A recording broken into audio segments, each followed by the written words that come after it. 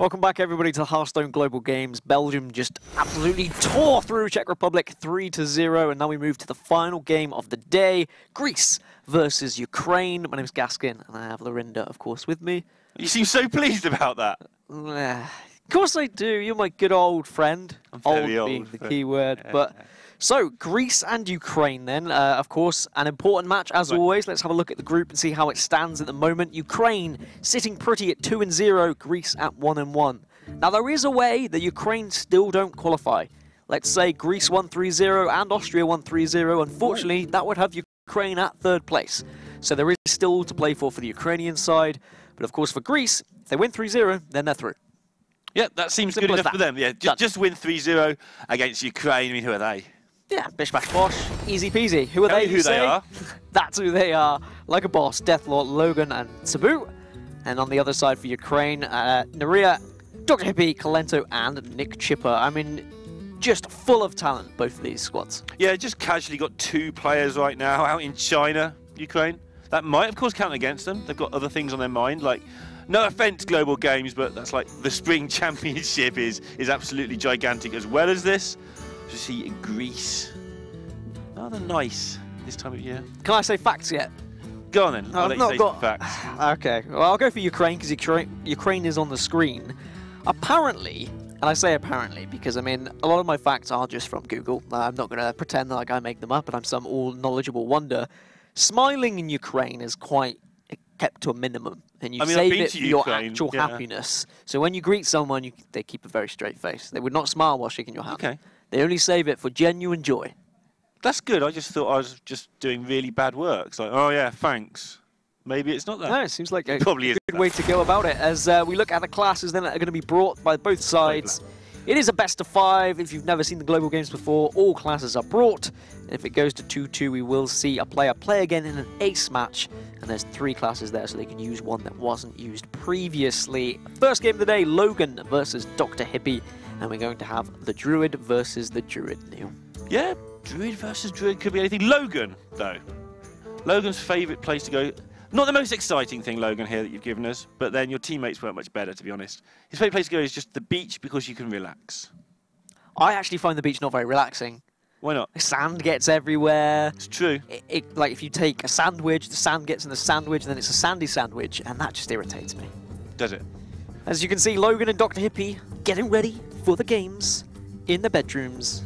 One has a green screen, one does not. I was going to say, Dr. Hippie, I think if the others are playing their hotel rooms later, you might see a bit of a difference in room. The hotel rooms in China are pretty ridiculous for the large part.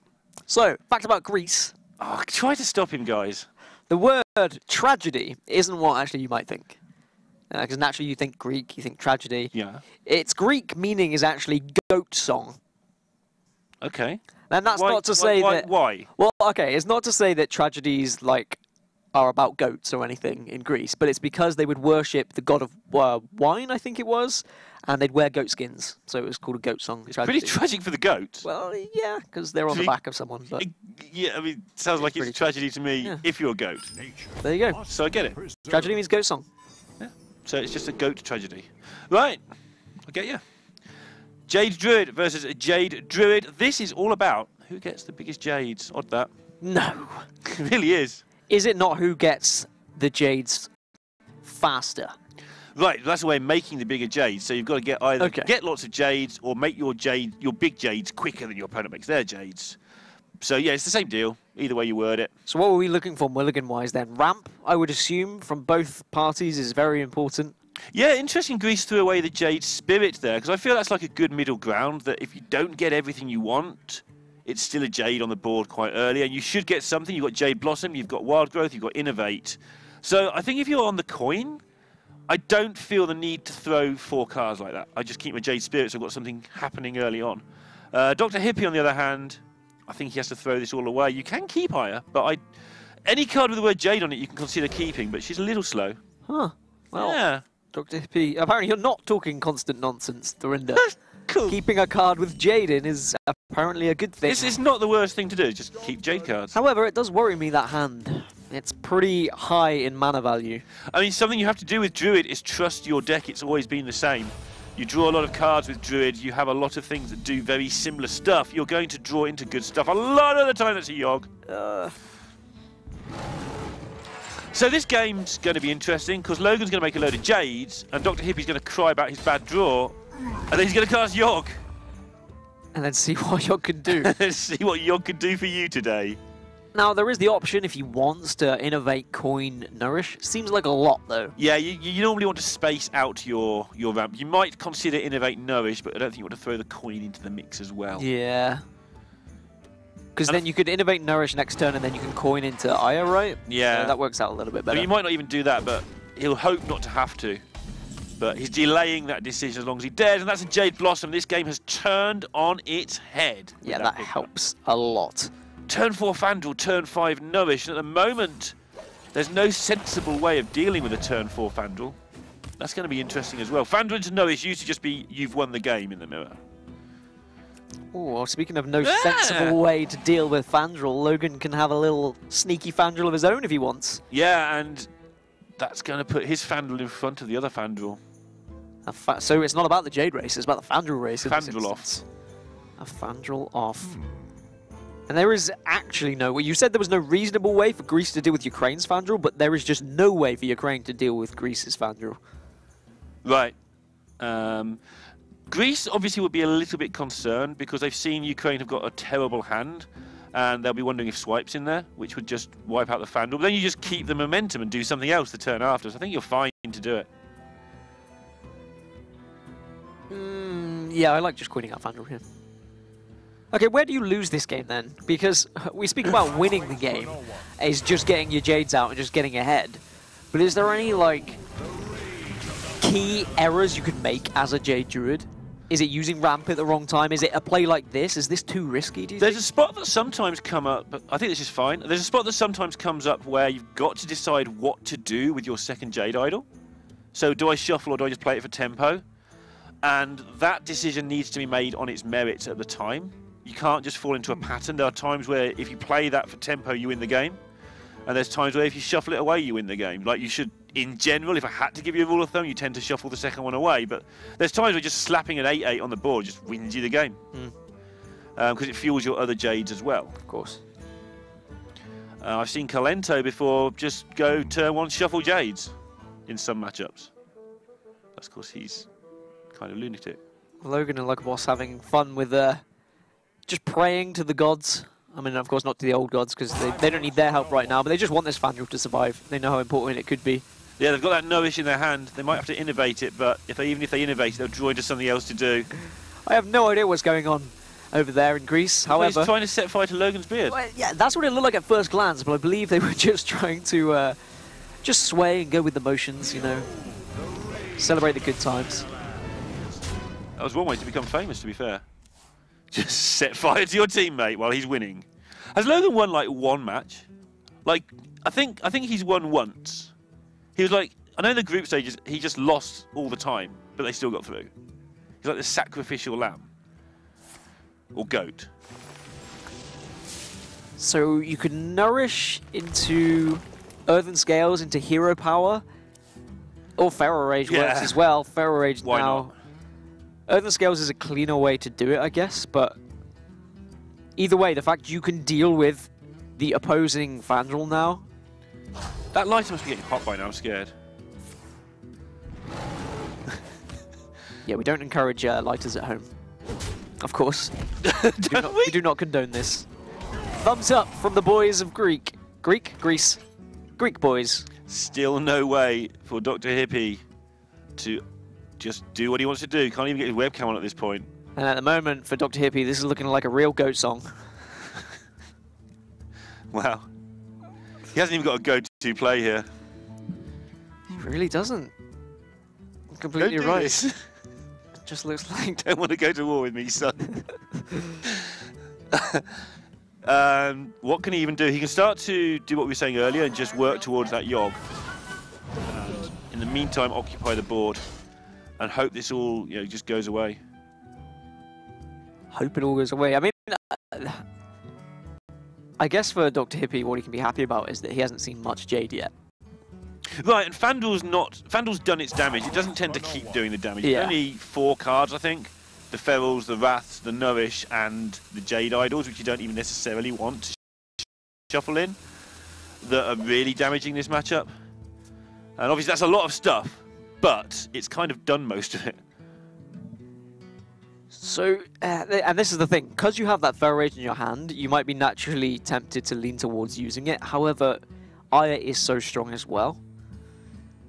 Yeah, Aya does the double Jade thing, which I know it's a really simplistic way of putting it, and we keep using it, but just boost that Jade count is pretty handy. But Jade Blossom's going to allow you to do that quicker at the risk of missing 1 turn. So this turn would be kind of mediocre, but then you'd have a better turn afterwards. Could actually play Jade Blossom, trade in your Fandral, which is a shame, and then just swipe everything away, pretty much. So with Quest Row getting nerfed, does this just open a path to Jade Druid to just dominate? And all Druid players are just laughing in the corner, saying, "Ah, no pesky Quest Row." I'm in charge now. Yeah, you're one of these players, aren't you? You are. I can imagine you on ladder as Jade Druid enjoying. You were a combo Druid player, weren't you? 9-9. What are you gonna do now, kid? Yeah, that's me. Combo Druid was good. I liked Combo Druid. Get your opponent down to 14, watch them squirm, use the rope a bit, hit them for 14, get added as a friend, and have a friendly chat. They always are friendly chats, aren't they? They usually are. Yeah. Although, I mean, I joke about it, but actually since casting the global games, I've had more people add me and just say, "Hey, you cast the global games," and then they give me and then stuff. you get the abuse. And then they get the abuse afterwards. Yeah, they did before the game. Yeah. Now you don't even have to play the game to get the abuse anymore. But yeah, I've had the same in fairness. People out there have been really nice. So if you see me on ladder, add me and tell me to do one. Yeah, if you are at rank 17, then you may... I mean, it is the start of the season, so you probably are, like, up there on one of the regions. We're supposed to be watching Greece take on the mighty Ukraine. I mean, meanwhile, whilst we've been blabbering on, Dr. Hibby did get a very important swipe off the top, which allowed him to deal with the board. However, Aya Blackpool has just put a stum to that plan. Yeah, Ukraine's got a decent enough hand, though, with the Nourish into Innovate should set something up and see where they go from there. They've still got Yogg as a massive option going forward later. There's no hurry to get that Yogg out there. So what, Auctioneer into Innovate into Nourish? That's an option. I think you might just Nourish and Innovate and see where you are. Maybe just plop the ooze on the table because it's not doing anything at any point. True. I think I like Auctioneer. I don't mind it, but I think if you Nourish this turn, you're likely to pick up like a Jade Idol. Those cards, the cheap cards, Earthen Scales, and then next turn you can Auctioneer even more. Time waits for no one. Because you have this lot. Oh, there's a claw. Huh. Yeah. That got us. Why? Because it kills early things on turn removal? 1. Yeah, why not? I guess it's the same reason why we've seen Pyromancer being included in a couple of Jade Druids, right? Mistress of Mixtures. Yeah. Yeah. Just something to combat that early game. Yep, I agree. I think people are looking for something just to... Druid's weakness is that aggro at the start. It's not that weak either. You just need 1 card, 2 cards to swing it. That's why people try so hard to find that 1 or 2 cards. I'm not a massive fan of the Ooze, personally. It's so good against Mage. Yeah, I think that's... Well, that's the only reason you lose to Mage, right? Right. It's because of Medivh. So if you have an Ooze, then you can't lose. Ooze and you can't lose. Nice. I don't think you lose very often anyway. I understand that having played the Mage side of it quite a lot this week, I do get that how frustrating you go, Medivh, I've got a chance. Yeah. But should you have a chance anyway? I'm not so sure you should. You know, you snooze, you lose. So now I'm not going to play your games, Gaskin. You just play more Jade Spirits. Right. Into another Jade Spirit, into... How do you answer this? And the answer is probably Yogg. Yeah, the only question is, do you do it next turn after you've auctioneered for 1 million cards, or do you just Yogg them? I mean, you might have to. If you're worried about a swipe, if you're worried about Feral Rage, you could just be dead. He's going to Yogg them. Pretty sure that's what this is doing. So you play your spells first. Yeah. You can even Hero Power, then double Innovate out Yogg if you want to. You might Innovate Yogg and keep the second one, because sometimes you get a card in your hand you wish, oh, if only I had 2 mana knocking about. You definitely do the first innovate. And yeah, Hippie's ready to Yogg. I like Yogg. So if he doesn't Yogg, then that would be crazy. Because but he there would is... have wild growth after auctioneering. Yeah.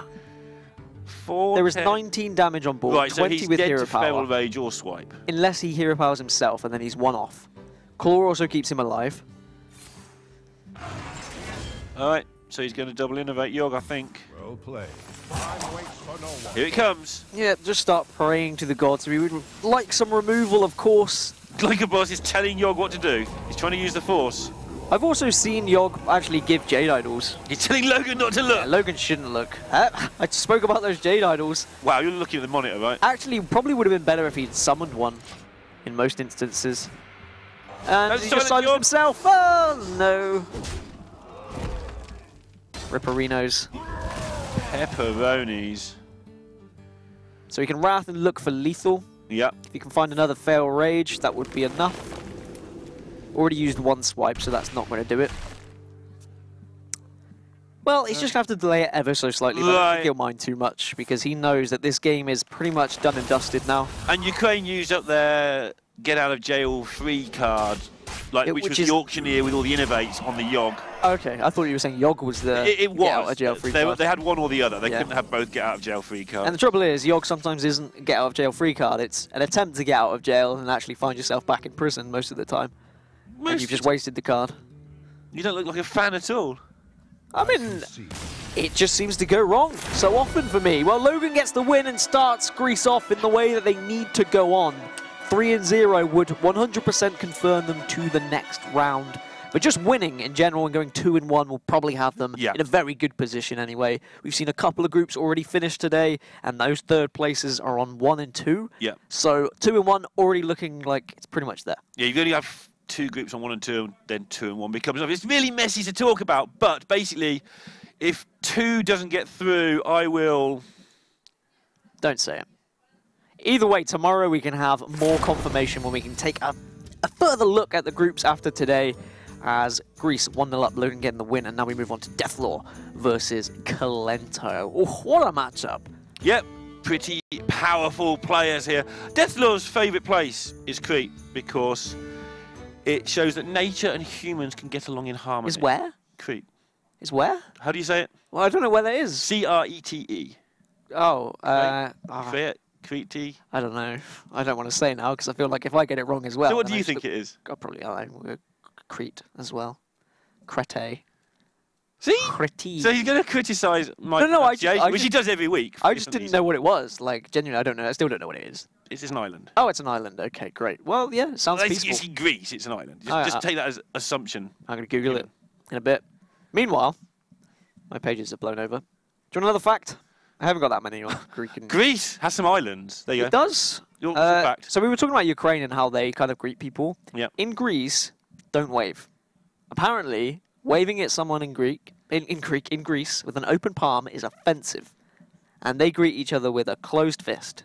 I dare you to wave it like a boss. No, I would never wave it like a boss. I would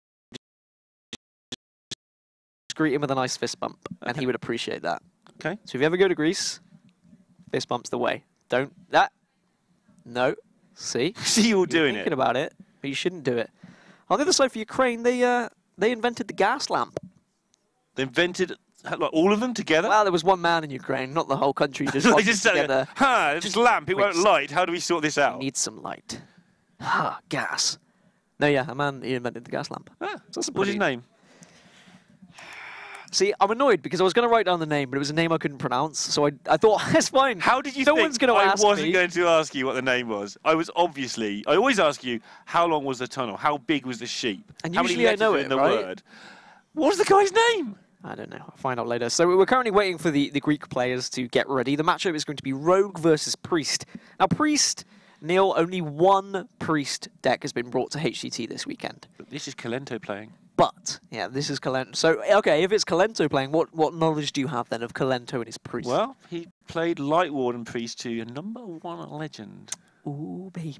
Yeah. Is that the Light Warden Priest that runs one Light Warden or two Light Wardens? I don't know that. Because I know the deck that's being brought to HCT by Oh, I had his name written down. Yeah. I'm going to find it out. I'm still going to do it. It's X-Hope. Beat me to it. He has one Light Warden. Right. And it's a Lyra combo priest, essentially. You just don't... You have the one Light Warden. It means if it doesn't survive, then, well, your chances of that win condition are gone.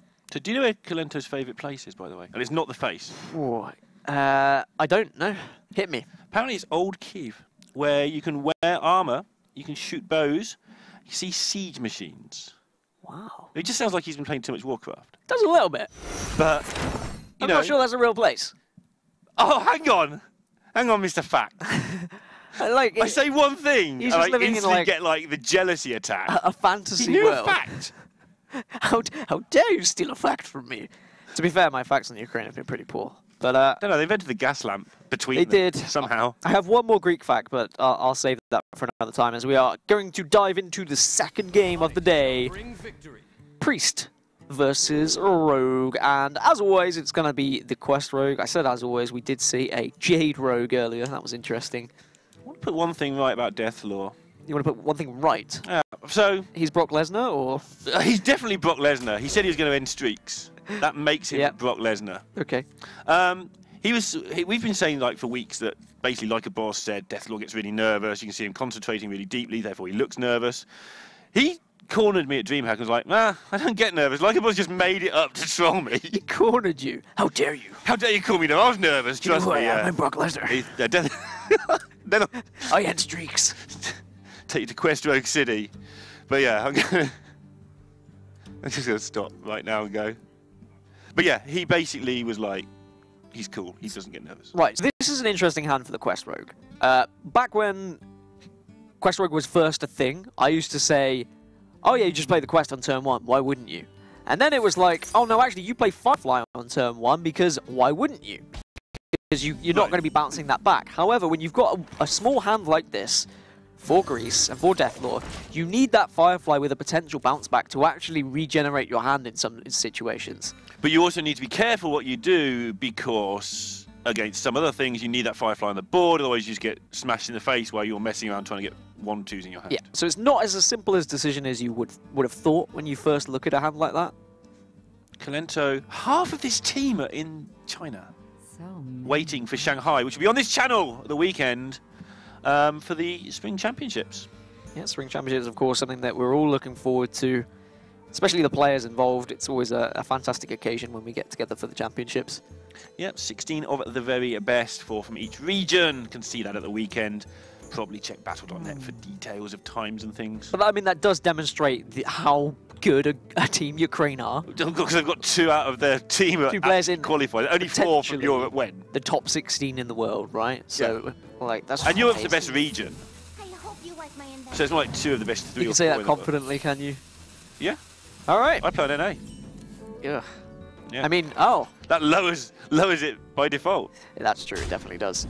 Crystalline Oracle, can it draw him anything significant? Youthful Broom.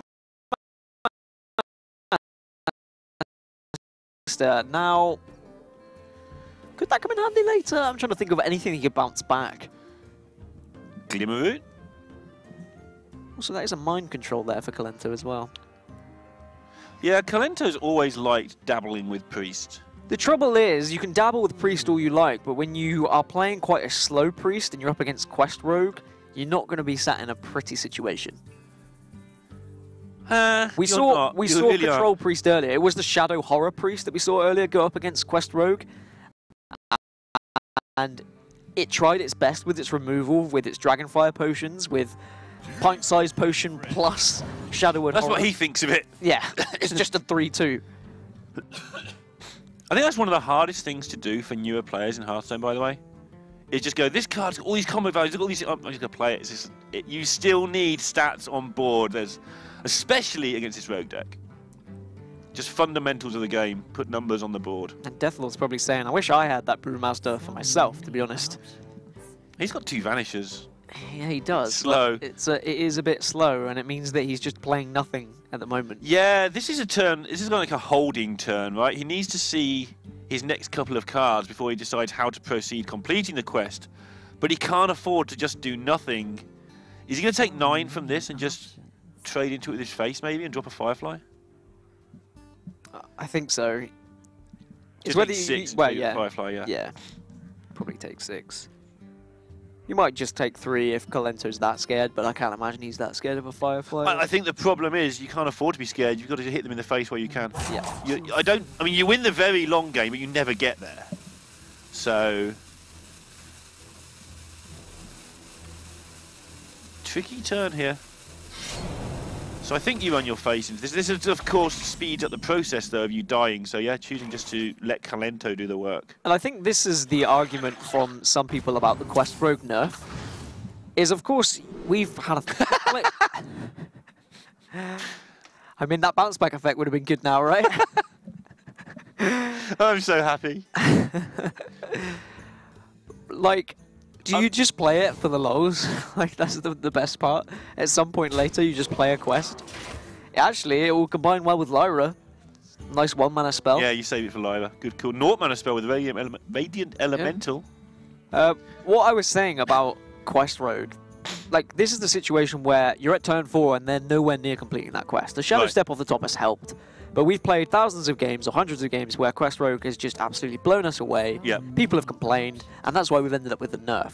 However, it's a very difficult deck to pilot, and I will say that, and I will take as much grief and abuse that anyone wants to send me on Twitter, but this deck has shown how it's grown over the Ungura expansion. We've seen players absolutely show us great skill sets from playing this. Yeah, it's a deck that has really distinguished the very best players from the fairly good mediocre legends. You know, absolutely. Top 1,000 legends who can obviously pilot the deck just fine.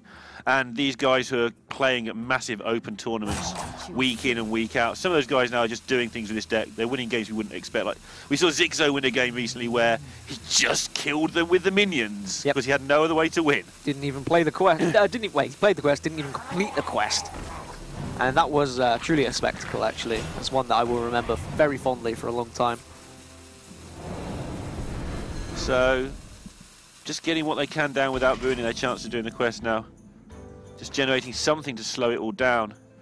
I don't think they're... I think something you and Falcone highlighted last week is that Greece communicate by shouting at each other and telling each other they're wrong. Where they were playing against Austria, who sort of communicate through sweetness and light. And Austria won that one. But I like this shouting approach myself. Shouting it sometimes is great. Gets your point across. However, doesn't answer all questions sometimes, Neil. Sometimes it's just the wrong thing to do. Yep. Sometimes you just got to be a little bit more friendly. Yeah. Know when to bite your tongue. Ah! Oh, there we go. Did it again. Did it again. Okay, so clearing up the board there and putting 11 attack down. That's really hard to be answered until the vanishes. And this is always the frustrating thing with Quest Rogue, is when you've decided on what your game plan is. You said, okay, it's going to be the Balfin Tidehunters that are going to bounce back. And then the Igneous Elemental comes out and you're like, ah, well, that changes things ever so slightly. It really does, and setting up a wall here is really difficult because of, I talked about this card earlier, Potion of Madness. Like, Greece's problem here is if they just play 2 Biofins, it looks like it stodges things up. For instance, just Potion of Madness would just ruin that taunt and hit you in the face for 11. Yeah, so it's whether you play just 1 Biofin along with the Igneous and Elemental, and then you've got the follow-up next turn of Biofin into Vanish.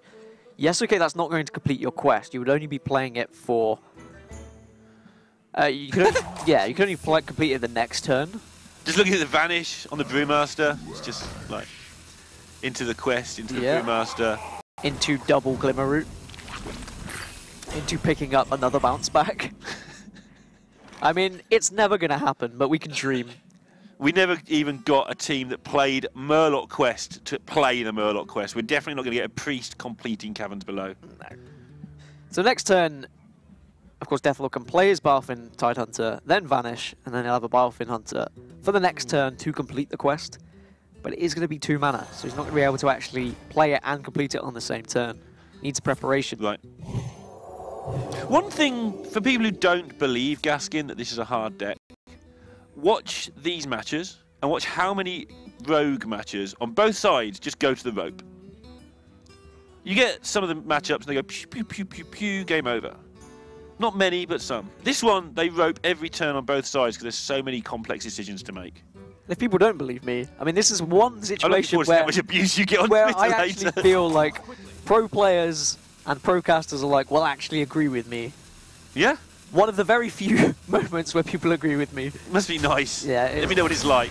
I'm going to read your timeline later. Alright, so Kalento doing what Kalento does best, and that is just generating cards. That's a Dirty Rat. Now, Dirty Rat can be absolutely amazing against Quest Rogue. Why is that? Because, Neil, it pulls out a minion that they, of course, can use for their quest. And that was what was one of the most defensive ways to approach Quest Rogue during the early parts of Guru. Then we found out that actually just playing Dirty Rat wasn't good enough because there's too many bounce back effects. Right. It can be very punishing, but it's not always like game breaking. But if you've got the board like you have now and you pull the right minion, you can just turn it around for the time being. And Kalento doesn't need much time, although he's going to after this vanish happens. Yeah, and that's going to make him burn a card as well, of course. Yeah, as we expected, the Balfin into the Vanish will allow him to complete the quest next turn. Medivh getting burnt as well. A little smile from Deathlaw. And then back to business. Yeah. Quick smile, and it's right. Right, now I've got to go back to shouting at my team. So if this Dirty Rat does pull Balfin Tidehunter, then that is going to be quite significant. Yeah, although obviously he has no board, so it's not like it was previously. But yeah, with the second Vanish being the only way to get it back in hand, it will definitely buy some time. It pulls the Ooze. Yeah, that's not what you wanted. Did it Ooze you lose? Yeah, most definitely. And now it means next turn, Balfin into completing the Crystal Core. And if Kalento does leave this Ooze up as well, that's going to turn into a 5/5. So do you have to use a Shadow Word Pain? It feels bad, but if you think about it as a 5/5, 2 mana to clear a 5/5 is not And so you're bad. never going to ever get to play the Shadow of Pain again. Correct. It's going to be completely useless for the rest of the game. So if you neglect it now, you've chosen to neglect it for the whole game. Can you get another bounce back effect? Just casually get backstab and use it, I imagine. Backstab helps. 0 mana to remove a 5/5 is even a little bit better. He played the Caverns Below. I mean, why not at this point? Deathlaw's having a good laugh about that. Well, not because of Lyra, that's why not. Yeah. But don't yeah me. What does it do? Play the Caverns Below now. I mean, actually, if he had played the Cavern Below before he played the Glimmer Route, then there was a chance he could have got Glimmer Route into something, into Glimmer Route into something, into a bounce back effect. Is that Priest the Feast? I think you don't play it. But it's Kalento. He's probably got a plan that I've yet to see. It's getting a bit awkward for him, though. Yeah, we've not seen one of those Dragonfire potions, which are going to be very handy. It feels like Rogue games feel like this. It feels like about turn 12 right now. Like you're thinking, oh, why doesn't he play the free from Amber? Because he's only got 7 mana, idiot. You talking to yourself? Yeah. Okay, great. Just it happens. To clarify. Thing that occurs. Kalento doing what he can to keep this board, but unfortunately, it's a board that is going to continuously build up. Prepping to mimic pod as well. Allow him to search for more. You don't even need to prep Might it, keep the prep for the Vanish for later now, yeah. Because everything's going to cost 1 or 2. Good call. Yeah. You say good call, but you kind of put the words in my mouth there. I know. But yeah, you know, you got to sometimes. Yeah. I'm glad we were on the same wavelength. Yep. Double Swashbuckler, that always helps as well. Just finding more answers. I mean, 1 mana 5/5s are great, but if you can also find tools for removal, even better. Sure, one mana 5/5 with upside, why not? And this is where the Priest is in a world of trouble, because half of the cards now useless, because they're designed to deal with the early game. So Potion of Madness, nope. Shadow of Pain, nope. And so now they're really relying on Mind Control, which is only ever ceiling a 5/5, which is pretty much a nope for 10 mana. When your opponent's paying 1 mana for it, doesn't feel very fair. And the Priest just has this downward spiral a lot of the time from here. So reluctancy to play Swashbuckler, perhaps to keep patches in the deck, keep it as a charge, wait until they've got a bounce back, and being able to use patches to its full effect. Need to see a Dragonfire Potion. It's not there. Might have to Harrison or might have to Free from Amber. What can we get from Free from Amber that saves the day? You can get a 9-10 Taunt. What you could do is get a Deathwing, then bounce it back to your hand with the Youthful Brewmaster that you used. Ysera, and pick up Awakens. Ysera Awakens. Just 5 damage to everything on the board. Yeah, seems like the best pick there. Mastodon kills off 2 5/5s. Kalento has been sneakily damaging. There's Ysera Awakens. Grease could do with a bounce back here. Swashbuckler will bring out patches, so that's already 20 damage. You can then vanish, and that's 25. So maybe we'll see prep into Mimic Pod first here. Yeah, we've seen the backstabs twice now, so almost certainly no boar in the deck. That's one of the substitutions. And this is why some people like to keep their boar in the deck for exactly this situation. Yeah, we're just trying to push that final little bit of damage. Speaking of... But who needs boars when you've got deck hands? Plenty of damage. That's a full wham bam, thank you ma'am, 30 right to the face of Kalento. And Grease 2-0 up here. Yeah, when 2 people play Caverns Below, the one who completes the quest first usually wins. And in this case, that was proved to be true. Very true indeed. And now, Grease, well, they're doing what they needed to get done, Neil. I'm going to say they're halfway there. Just one more win. It's and 2/3. Yeah, 2/3 is better. Yeah. I'm glad you can maths for me. Or math for me, should I say. Oh, yeah, I forgot you're American. Yeah, just a little bit. And yeah, 2-0. They need to get a third. So we'll take a look at what that's going to be. Who's going to be playing against each other. It's going to be Sabu versus Nick Chipper. Nick Chipper. I sort of kind of laid into Nick Chipper, not deliberately when he was here, saying, well, Nick Chipper's the 4th best player on this team, but he'll be the best in any other team. He wasn't really laying into it, he was just making the point how good Ukraine were. Nick Chipper is a terrific player, as is Sibu. And one of the reasons I'm casting this game is because I'm supposedly, according to Sibu, I'm sort of Greece's lucky charm. Wait, is that a thing? That's actually a thing. In that case, Norway should have definitely not got me to cast their game, because I've casted all of their games in this stage, and they've lost every single one. It was like, who's casting the last one today? We were all talking about it, we weren't sure. And then I was in a stream, I don't know whose stream was it, probably Fino's, I imagine, because he's Greek and I watch that a lot. And Sibu's like, are you casting? I go, I'm like, don't know. He's like, cast it. I'm like, Sibu, I'm casting it. If you lose, it's your fault, not mine. Yeah, well, there you go. You can blame Neil, actually. That's how it's going to work. One last fact, then. Last fact of the day from me. I've had a lot today. I apologise if you don't like them, but I love them, so it's been good I like fun. them. They're good. Greece have 2 tourists to every 1 civilized person that lives there. Right. And where do they go, the tourists? They look around. They look at the sponges. Did you know Greece also...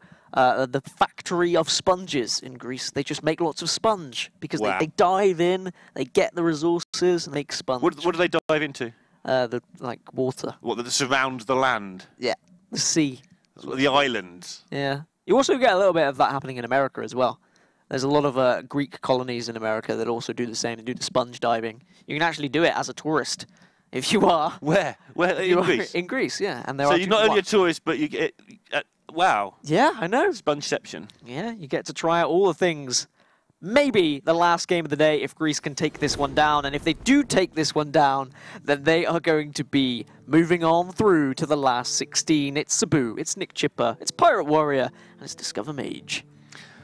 So for me, the Discover Mage in this one, it depends on their tech massively. They've got double Volcanic Potion, for instance. They're in a fantastic position. If they haven't, they can just get smashed in the face.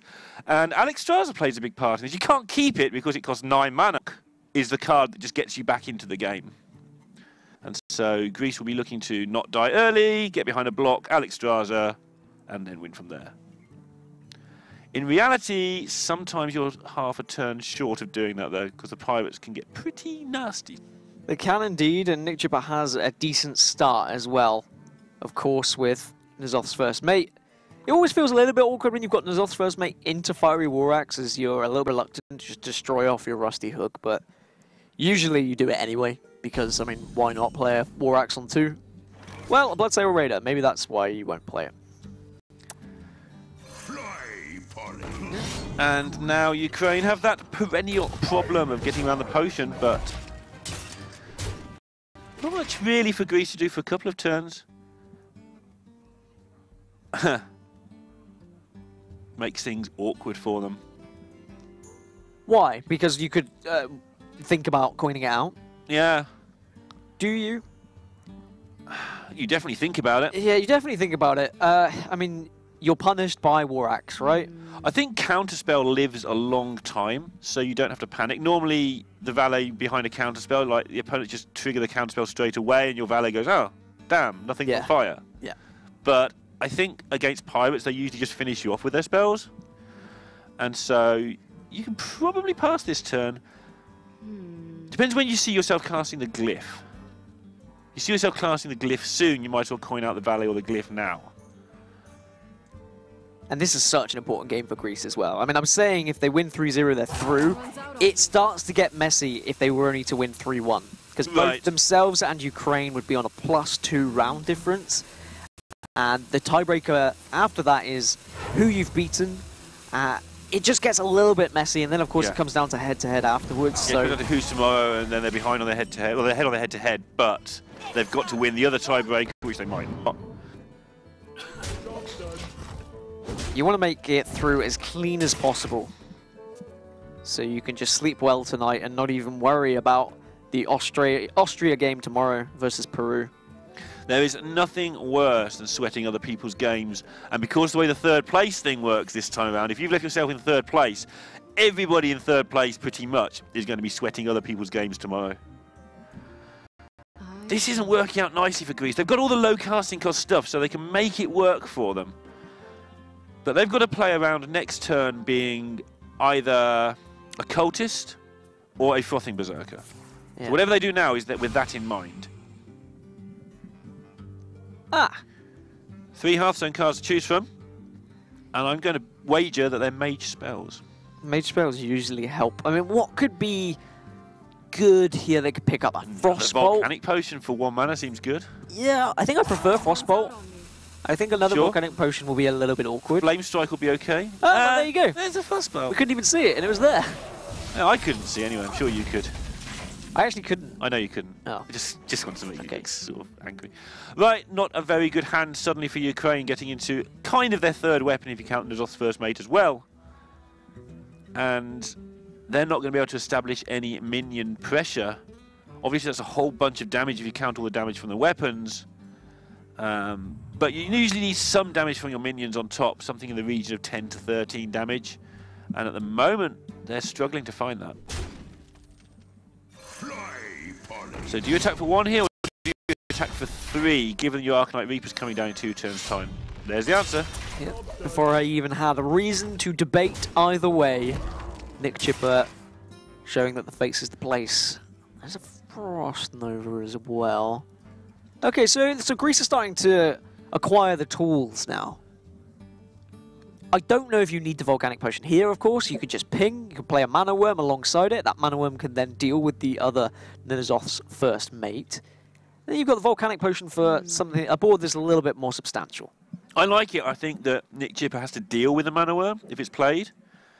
And the only thing you might wait for them with Mana Worm is to play it alongside an Arcane Intellect, but then you just get in behind. I think you just stick it on the board. Thinking of Volcanic Potioning, and I understand the reasoning. There's 2 cards left in Ukraine's hand. They couldn't play either of them last turn because they wouldn't have done the weapon shenanigans. What else does the potion touch? Makes a lot of sense when you think about it.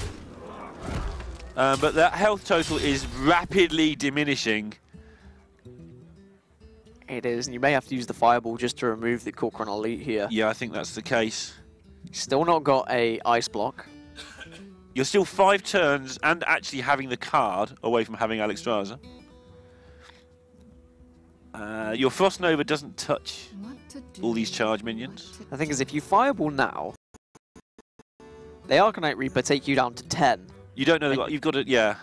And then your only follow-up is what? Counterspell into Medivh's Valet, but then you're just dead from Arcanite and Leroy. Yeah, they need, I mean, we can see, I think they're going to lose this game. But from where they're sat, they've got to work out what they can beat, and they can beat, say, a Cultist and a Frothing Berserker by freezing them and doing those sort of things. So from where they're sat, that's interesting. That actually developed a better board And they're not going to get a chance to freeze many things. That actually is really clever. But they could really do with an ice block or an ice barrier, to be honest, rather than this counter spell. Well, that'll dig you one out. It will, but I don't think they'll play it. I think they're going to have to take their chance. If you've got Leroy, we lose. Good luck. Because the next turn they're going to be in the same situation again if they play an ice block. Because you can't really do much. Maybe they can. What to do? What to do? Maybe it's okay. It's almost guaranteed to be a block. Is there any way you can get away with it being a bluff? Probably not, because even if it isn't an ice block, you still break it anyway, right? You know there's going to be more damage in hand, one way or another. You don't know what that damage is. Maybe they can find this. Yeah, Archaeologist into block, into trade. And you know that if they can proc you, they can't proc you on a good number. Maybe they find this. Yeah, because then you can use the following turn counterspell plus Medivh's Ballet to clear up the Leroy. Yeah, I mean it's obvious from where we're sat, but I think they can find this. But they go do it the counterspell way, which develops the bigger board. It also says please don't have Leroy, and it's only Leroy that does them. And all the other things like Heroic Strike do put them down to 1, which is fine because then you've got the block and chunks of 5 don't do 1. And it's all good. But wonder if Nick Chipper will even go for it though. It's Nick Chipper.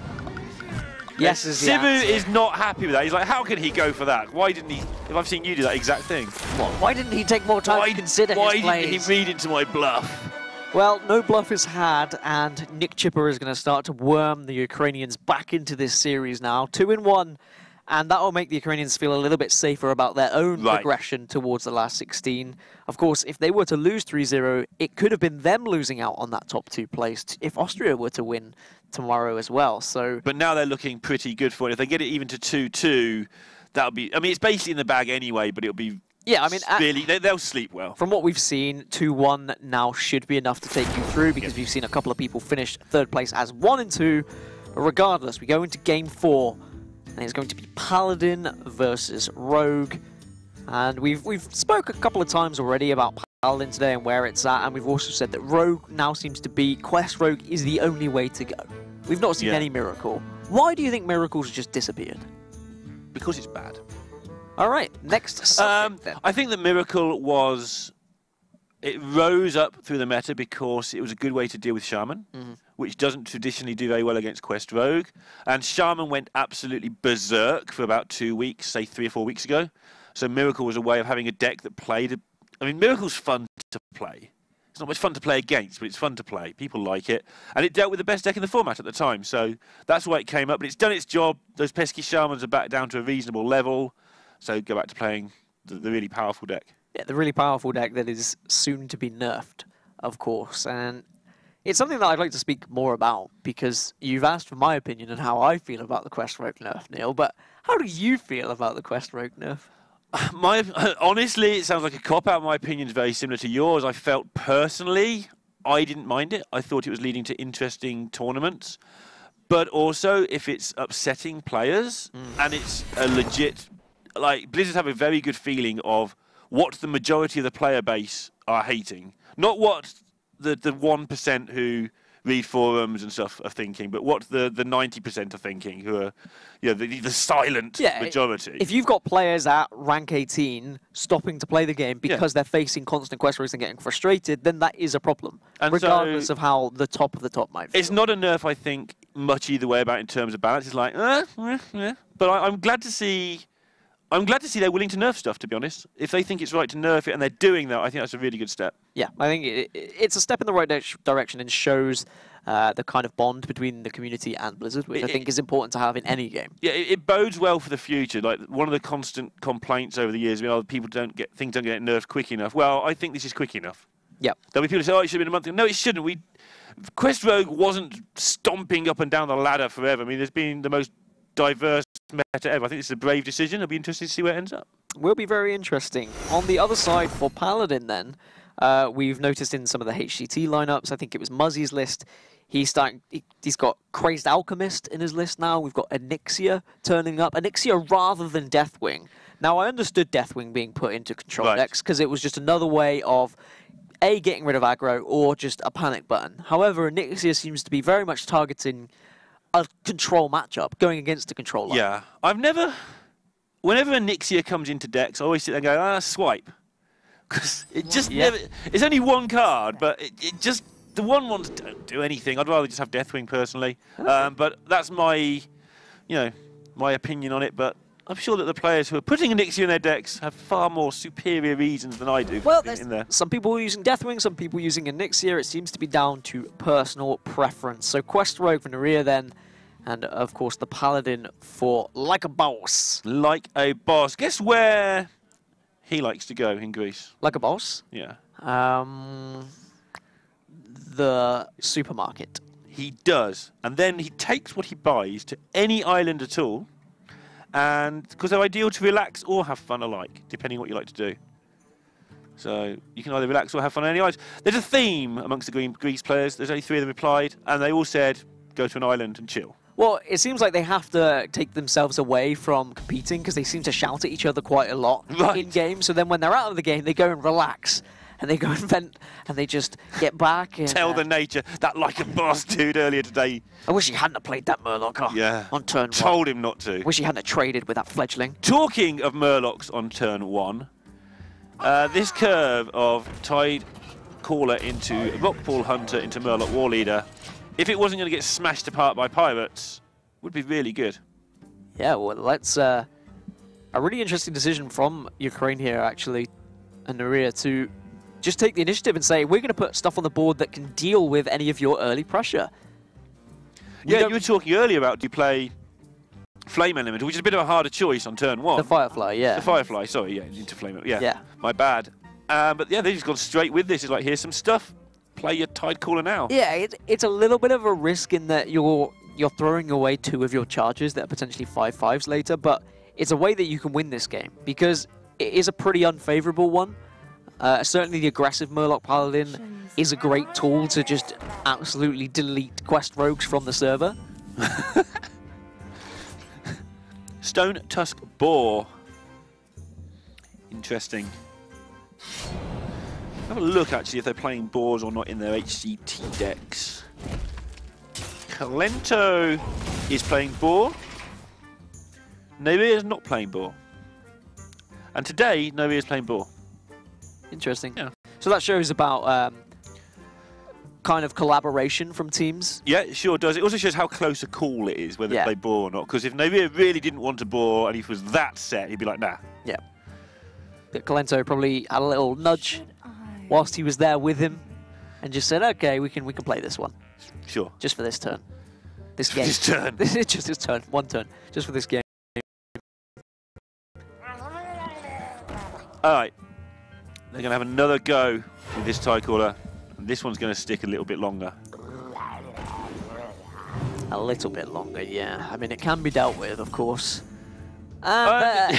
It's not going to stick much longer at all. Even better way to deal with it.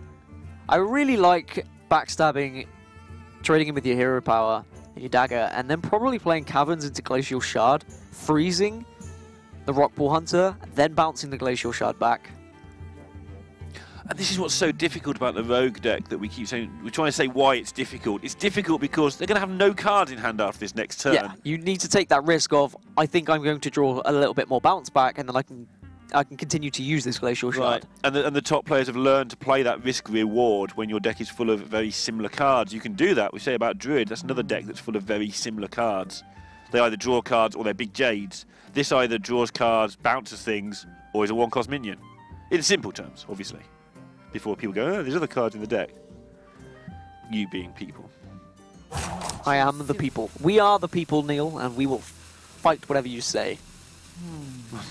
Don't worry, I'm used to it. All right.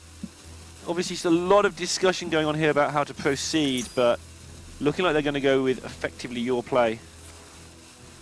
Obviously, they don't need to force through any damage if they don't need to. It's all about the long term and how they can make sure they win this game.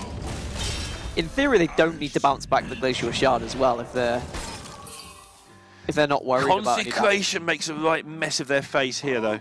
It does if it was turn 4. But they don't have to worry about it when it's only turn 3. I looked at the mana, it said 3, and I looked back up, and it was still 3.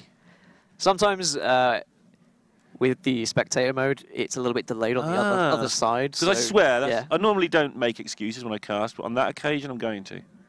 Because basically, like a boss, saw the turn end before Right. We saw Narir end it. So it's okay, I got you back. Cheers. It's not very often I will, but when I do, I will be there for you, Neil. All right? Thanks, Dan. It's appreciated. Okay, great. Sunkeeper Tarim does, of course, very often pop up. It is a way to deal with 5/5s. It's a very, it's a very good way as well. And that's what they're going to go for. Not a fan? Not a fan. It's a prep. Don't think they run Fan of Knives in this deck. Okay. But I'm also not a huge advocate of preparation there. Doesn't look very good at this point. But It doesn't. can soon change things around. It could, but what do you go for? Shadow Step, the Glacial Shard, Freeze Off, Mr. Rockpool Hunter, and then you just wait. And it's not a waiting game you really want to play. I don't think Like a Boss wants to play it. He's fallen asleep. Talking waiting games, he's just literally fallen asleep. Like a Boss, clearly, we know his opinion on the Quest Rogue nerf and how he feels. I can wait for Logan to start shaking him. I loved how... Oh, that's my go, is it? Okay, sure. I loved how he just, just heard this turn arrive and he just, oh, okay, well, yeah, better get back to playing some Hearthstone. It's only Hearthstone Global Games, you know. Yeah, it's not like your whole tournament is on the line You're right now. paying for an absolute fortune. Was it $60,000 first prize or something? Yeah, it is that, exactly. Great gag. Great gag. I like it. I like a Boss. He's one funny person. This should be, and I say how much mana he's got. This should be a comfortable game now for Yeah. Greece. Just looking at the hand from the rear anyway. The only way Novia gets out of it is by bouncing shards and not dying that way, or Yeah, he needs to draw a bounce timely back. mimic pod into something really useful. To be sure. He needs to draw another bounce back right about now. There you go. There's one.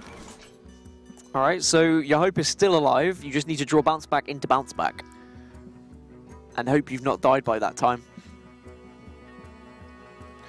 Meanwhile, Greece are going to be able to get Finger down, and they're going to put Spite Ridge Steeds upon the Finger. Yeah, I mean, this is the issue, is it's all well and good completing the quest, but by that time you're probably dead.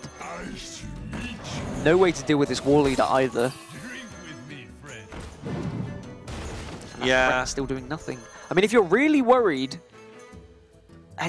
right, okay. I'm bearing with you. You bear with me. If you're really scared about how much damage you're taking, you could freeze another minion here. Yes, okay, your Glacial Shard's going to die. I mean, probably the War Leader. Why? Because it does more damage. Right, but if you freeze the other one, the War Leader can't trade into your minions. Because it would die. True. You're right, though. But yeah. of course, it makes far more sense to keep the Glacial Shard, and I was just being hypothetical. I realise, because we're just waiting for this turn, Yeah. along with Like a Boss. Because, I mean, we spoke about it. Sometimes you have to take the risk of, well, I might draw my second Glacial Shard. It's a very big risk, and you only really need to do it in very dire situations. We're not quite there yet.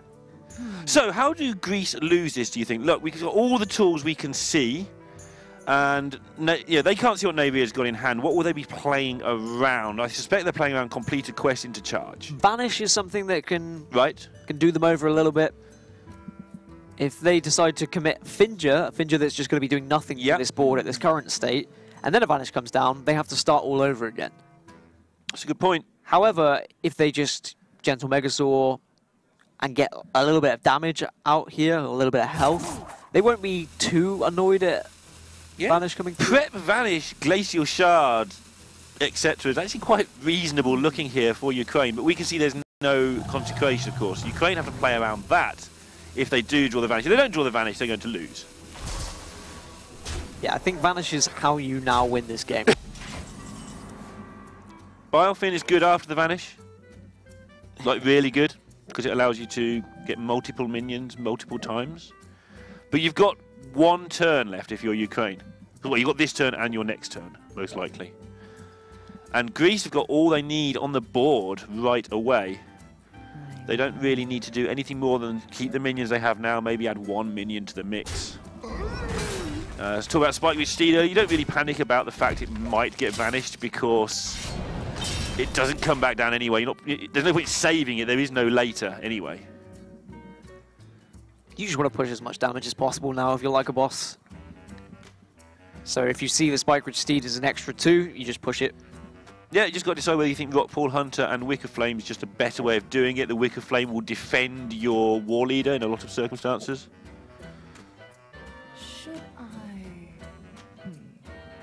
So if you do push 14, you get them down to just 5. Let's say they do get a Vanish out. Is there still a way back in this game for Ukraine? I'm guessing Glacial Shard into Prep, into Vanish. The number of times I've said, nah, Vanish isn't enough, and then it actually sometimes has it been. is, yeah. Yeah, I'm not willing to sit here and say, no, Vanish isn't enough, because just sometimes crazy things happen because they gain so much tempo from the Vanish and repopulating the board. That's a shallow step.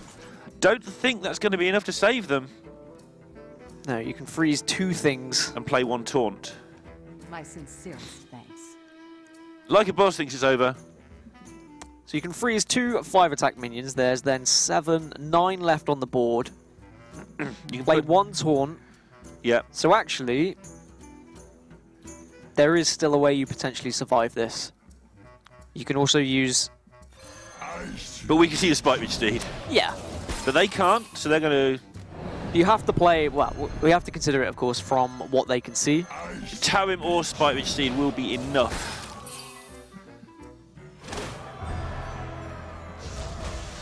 I think.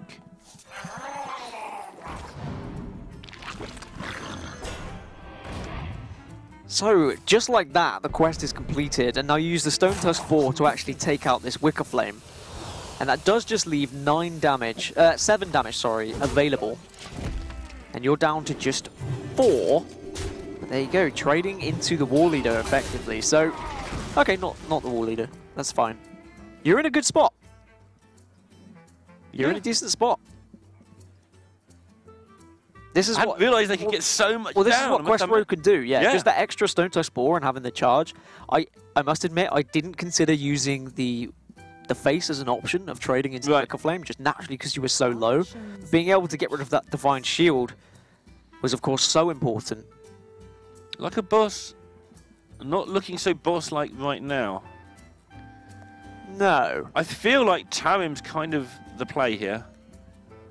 Your opponents have no cards in hand, so you have perfect information. If you Tarim and trade, your Tarim... You trade first. No. Nah. Because the thing is, you've got those plants. No, okay, you play the game of... You play the game of removing 1 minion, and you hope there isn't enough damage on the board. Because there are 2 taunts available, this can't be pushed through by Naria. Of course, Naria can trade in. Unfortunately, there's not a situation where you can use your Stone Tusk Spore to trade and then bounce it back and play it again. You'd have to go face with that Stone Tusk Spore before you traded it. At some point as well, Boss is going to pick up a weapon. So all he has to do is maintain the status quo, which is odd, right? Because normally it's the rogue that's doing that. But all Boss has to do is to not die. He does have Tarim at any time to try and get 6 through, 2 lots of 3. Boss is saying this game's over, by the way.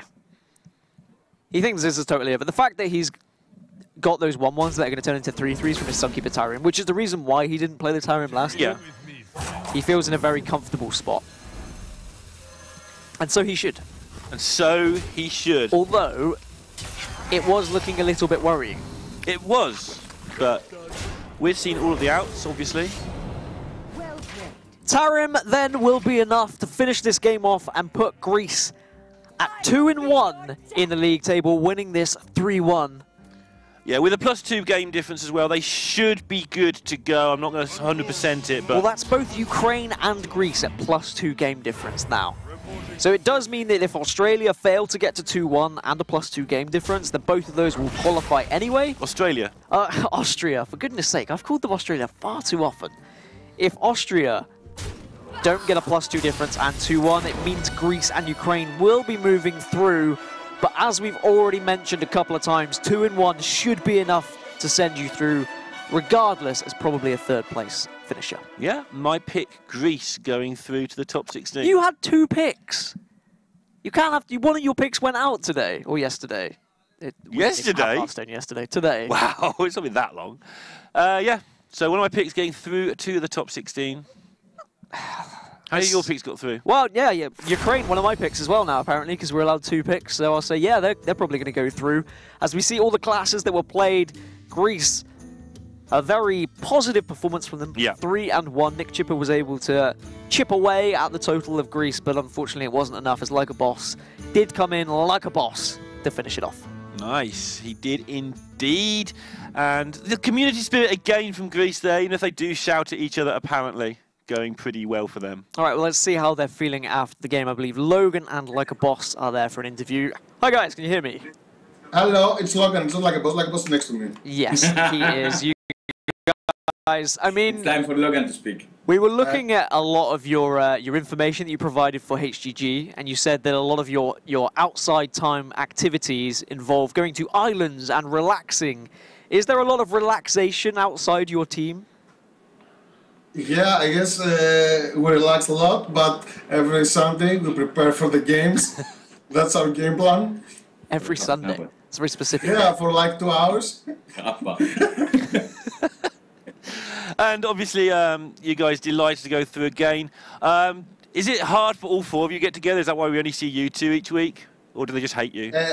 Yeah, because I'm living in like the northern Greece, while the other 3 guys living at southern.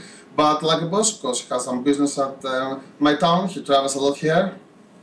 So we play together. Excellent. Is it true that waving with an open hand to a Greek man is offensive?